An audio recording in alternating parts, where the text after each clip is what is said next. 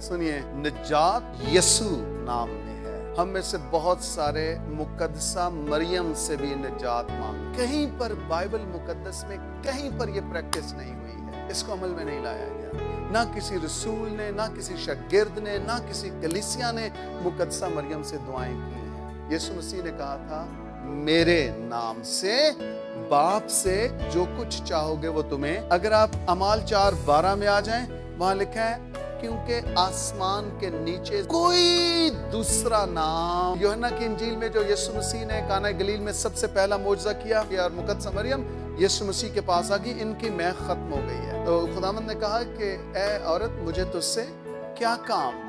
अब वहां पर एक खूबसूरत बात मुकद्दसा मरियम ने कही है, कहती है, जो कुछ ये तुमसे कहे वो करो। ये बहुत बड़ा भेद है अगर इस दौर के चर्च को ये बात समझ में आ जाए। मुकद्दसा मरियम क्या कह रही है?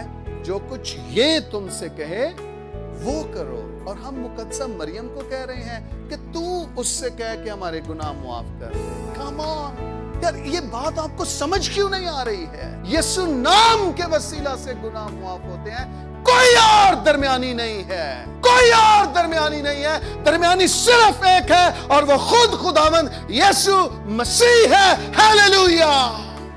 यीशु दरमियानी है, कोई और दरमियानी नहीं है। ना कोई मुकद्दसा, ना कोई मुकद्दस, कोई और दरमियानी नहीं है। यीशु मसीह दरमियानी है, वो हमें बाप के साथ मिलाता है। सुनिए, जान किसने दी है? खून किसने बहाया है? और मर के जी कौन उठा है? तो फिर दरमियानी कोई और हो ही नहीं सकता।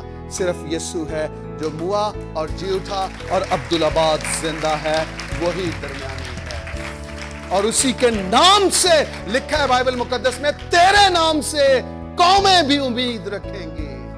कोई और नाम नहीं है, किसी और नाम के वसीला से दुआएं मत कीजिए। एक ही है, उसने कहा था, मेरे नाम से बाप से जो कुछ चाहोगे वो तुम्हें मिल। मेरे नाम से किसी और का हवाला देने की या सिफारिश करवाने की जरूरत नहीं है। जब मेरी डायरेक्ट यीशु मसीह के साथ बातचीत है, गुफ्तगू है, जब वो मेरी सुनता है, तो मुझे क्या जरूरत है वाया डालने की कि तू मेरे लिए दुआ कर दे, तू मेरे लिए दुआ कर दे। मेरे अपने मुंह से, मेरे अपने होंठों और मेरी अपनी जुबान से भी दुआ निकल सकती है। और मुझे पता है यीशु नाम में मेरी दुआएं आसमानों पर सुनी जाती हैं।